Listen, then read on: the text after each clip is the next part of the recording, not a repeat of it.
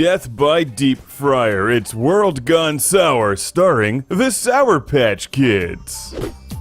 A few weeks back, this prepubescent teen got distracted by some jiggly parts and accidentally dropped this blue guy. Poor dude landed in a wad of bubble gum that had him stuck watching other kids just like him getting chomped on. Obviously, this pissed him off. So, he stole a shoe off a 3-year-old and convinced a jawbreaker and a wad of gum to join him. Anyways, he's super evil.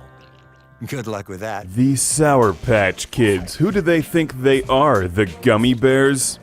You haven't really made it as a candy until you have a TV show theme song stuck in my head for more than 20 years. Sure, they taste good, but do Sour Patch Kids bounce here and there and everywhere? Do Sour Patch Kids have wild adventures beyond compare? They are sour and kind of gummy, and you can sacrifice them in numerous ways while playing World Gone Sour. A downloadable side-scrolling platformer available for your Xbox 360, PS3, or PC. Featuring the voice talents of Creed Bratton from The Office, and a custom track from Method Man.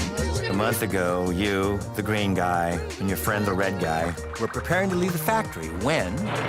and your friend was left behind.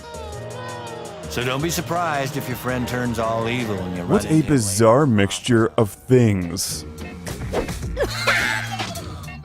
World Gone Sour is a surprisingly playable platformer that gives you a wide variety of ways to score points through some lengthy levels for the genre.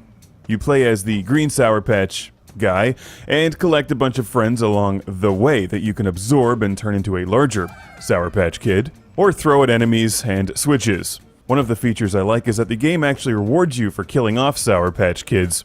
So enjoy yourself and sacrifice them in as many ways as possible during the game. You can throw them at fans and spikes or throw them at stars and collect additional points. World Gone Sour isn't exactly Super Mario World. It's not the most challenging side-scrolling platformer, but there is something likable about it, even if it is a bit gloomy.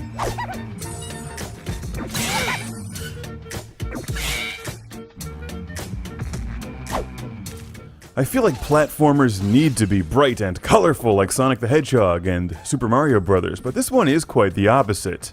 Everything is a bit off-key and kind of trippy.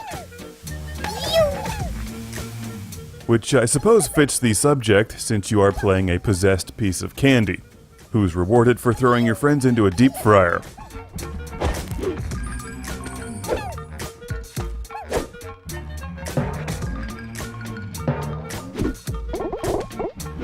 While the concept is interesting and the narration and cutscenes are funny, the level designs and music start to get repetitive quickly, even if the gameplay itself is fun.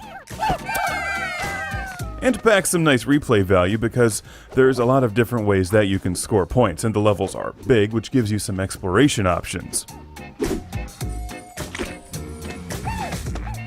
And you can go all Bionic Commando off those hooks. Serious platforming veterans may find some issues with this one. I mean, nothing is ever going to be as good as the old school 8-bit and 16-bit platformers. But beneath the gloomy atmosphere and repetition is some fun gameplay. And like a bag of Sour Patch Kids, it gets better the longer that you play it. That doesn't even make sense, does it? It really does get better the longer that you play it. There's also global leaderboards and a 2-player option. At the end of each level, you score some additional points as it tallies up your sacrifices and additional followers.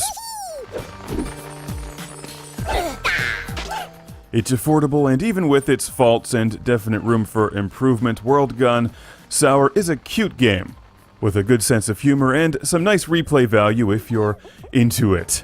Preferably, you'll enjoy this game with a large bag of real Sour Patch Kids. It's the nutrition that makes them good.